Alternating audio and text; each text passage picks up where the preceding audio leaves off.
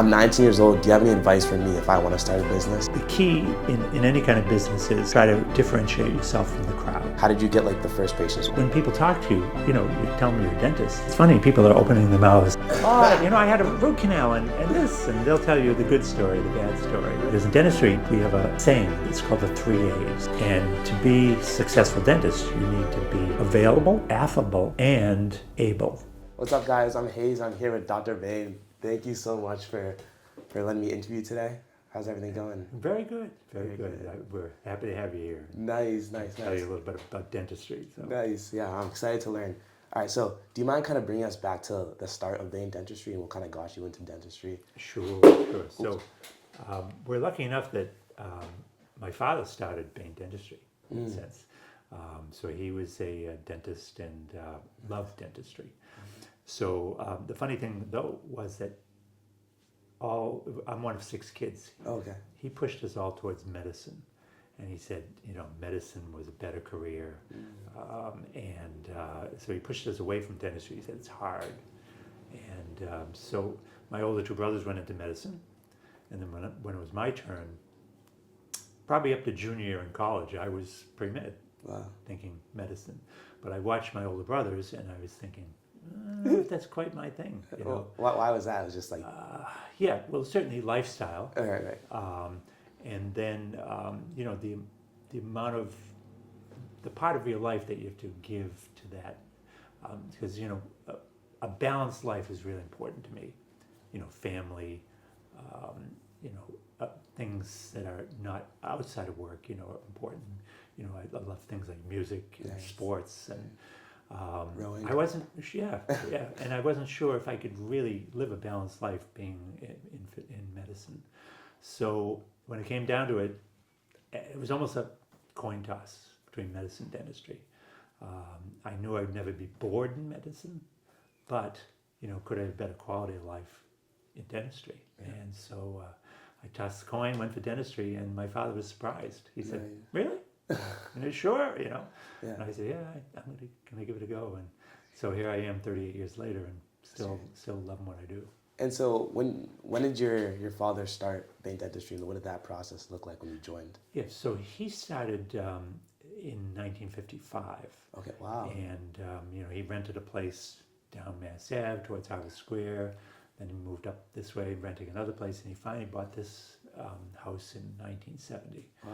And so we've been here ever since. Okay. So Bane Dentistry's been here, then, if we do the math, that's 55 years, Jeez. Yeah, so it's pretty good. Wow. And then so when you joined, what did that look like? Because you're kind of leaving dental school. Yeah, do you mind sharing that process? So when you come out of dental school, you're a little green. Okay. You work slowly. Yeah. You may not have...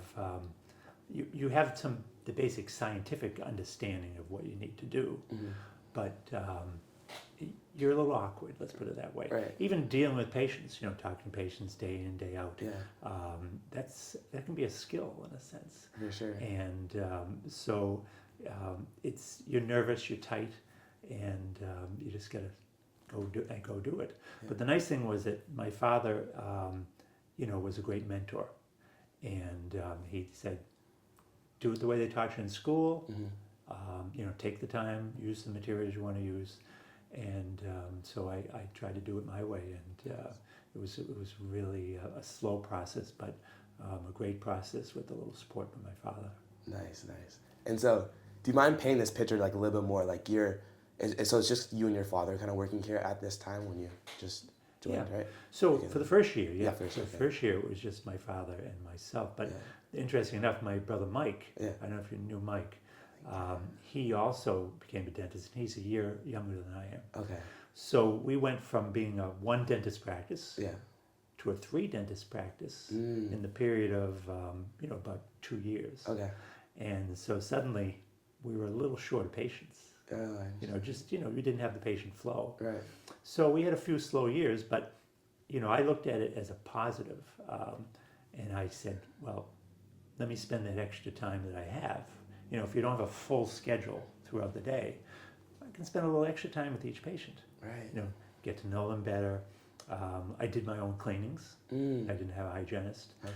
And, you're able to spoil the patient a little bit. Yeah. And so that was a real nice way to do some, what we would call internal marketing. Get patients to, like what you're doing for them. Then refer their mother or their friends. And so really build some great relationships with patients. And for me, I have to say it was rewarding. For sure. And other than just, hitting a schedule, having 20 patients and get them in, get them out, and not having time to talk to people and be human. Right. And there's a lot I want to talk about that, because if you guys don't know, Dr. Bane is my dentist as well, and I know how it is to work with him and how it is to, spend time here and kind of get that family vibe, and I really do enjoy that and I appreciate it.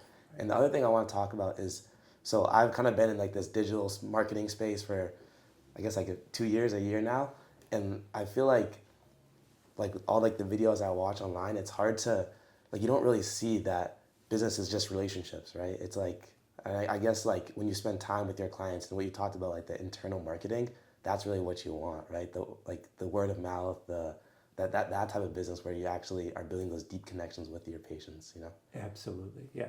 I mean, there's nothing better for a practice, and probably most businesses, than having a happy client. Right. Dentistry is very personal. In some sense, the patients are coming, they're buying me. Right. My name's the one on the sign. So if they don't like me, they're going somewhere else. For sure. There's plenty of other dentists, just on Mass Ave in Cambridge. But at the same time, it's also my staff, cleanliness of the environment, professionalism, your scientific knowledge. Right. Does he hurt you? So there's lots of little aspects to it. Right. But certainly the personal is important. It's huge, yeah. Very, very important. And so I remember, because I want to keep going back to that, your backstory and kind of the beginning, because that's kind of where I feel like I am now. Mm-hmm. So when you had those patients and you had a lot of time, how did you get the first patients? Was it essentially your dad said, "Oh, I don't have time to"? Yeah. How did that? Yeah. Sure. Yeah. So definitely, my father was at a point where he could, he would give me some of his patients. Yeah. But then, I had to go out and beat the bushes too. Tell people, I'm a dentist, and you meet people. My father had a funny line. He says, well, one of the best things to do is go to church, get active, meet people, and leave your card in the pews. That's he said that. It was kind of funny line. But the idea is that when you meet people in different groups, whether it's I'm out with music or sports, and when people talk to you, you tell them you're a dentist. It's funny. People are opening their mouths. Oh, I had a root canal and this, and they'll tell you the good story, the bad story. Right. And it's funny how it just works into the conversation, and people, everyone has a true story. Right. Yeah. No, for sure. It's funny. And I don't know if you're comfortable sharing this, but because you've gone from basically starting off with your dad and kind of building Bane Dentistry to kind of now where you're booked out essentially. And so how did that kind of happen, and what was that like, that process like? Yeah. So as I said, where we had 3 people in the one dentist practice, my brother did go and get a part-time job in another practice, just to keep himself busy. Yeah. I decided not to do that, and I decided just to focus on this practice. And I lived frugally and just poured everything I could into this and make it my own. And also, over time... Can I ask, when you said you poured everything, what is it, into this, what does that mean? Because people said, reinvest into your business. What does that mean? Right. So basically, it means that you are... you're not looking for other avenues of success. This is your goal, to be successful here. So then you make the investments, whether it's in technology, time, with patients. You stay after work, and then you go. I used to work Saturdays and hours like that just to be available, because in dentistry we have a little a saying that's called the 3 A's. All right.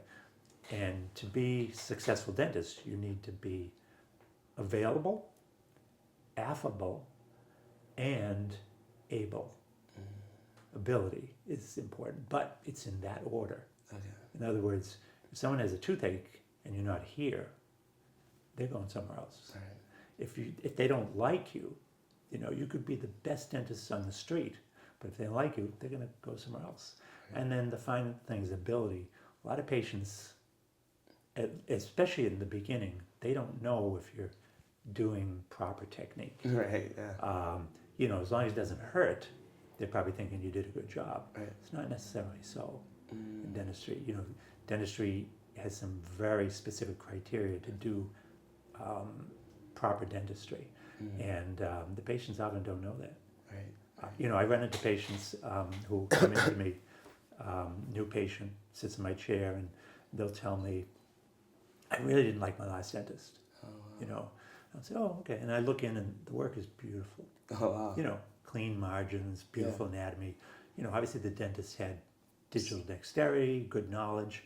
And then I can have the opposite of a patient come in, oh, my dentist, he just retired. He was great. I loved him. There was one dentist, he used to sing to his patients. Yeah.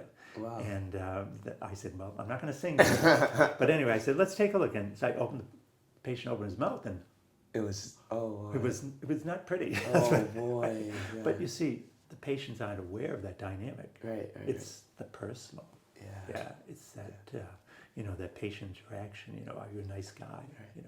Can they like you? And so, do you think that's kind of how you've been able to grow so much? And yeah, we have to be aware of those dynamics. I took classes. One of the things, if you're not busy, you can take continuing education. You can take classes on personal skills. You can read books.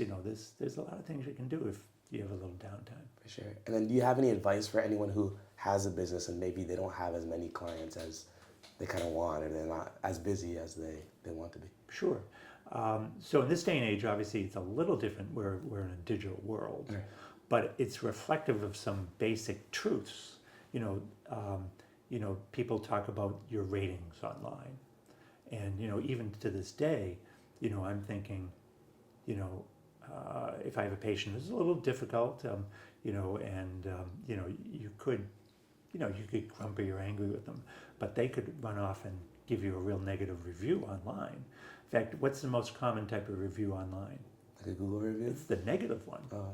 The positive ones are actually, if someone's happy with you, they go out and they forget about it. Right. But if they're angry, they want want revenge. They're going to go out and give you a review. Right. So the negative review is really more common and the one you have to look out for. But at the same time, even pre-digital, patients who like you, they'll talk to their friends and family, but the ones who don't like you will talk about you too. Right. So the reviews were there.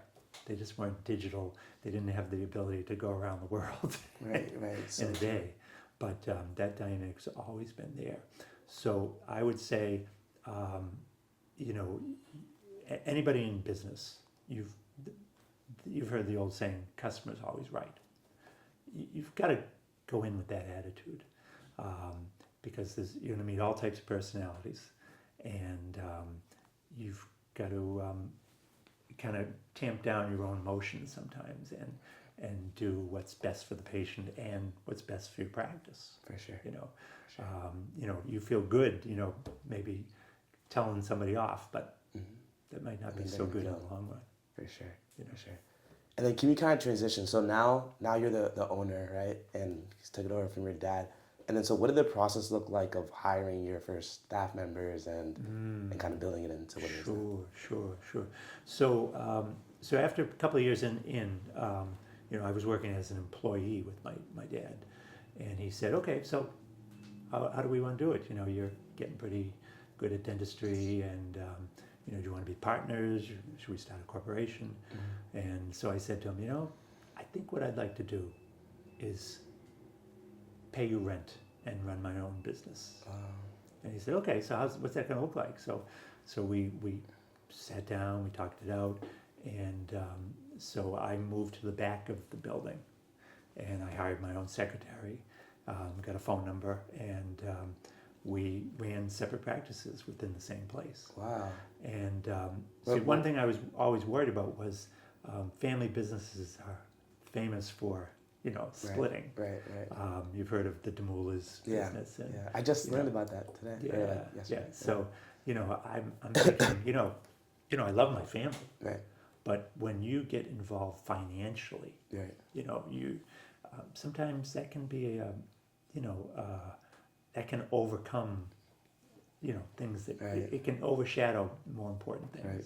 So I wanted the financial aspects to be separate. So so my brother Mike did the same thing, and because we always ran separate businesses, we were more. It was more. We weren't partners. There was no financial entanglements. He could do what he wanted. I could do what I wanted. Yeah.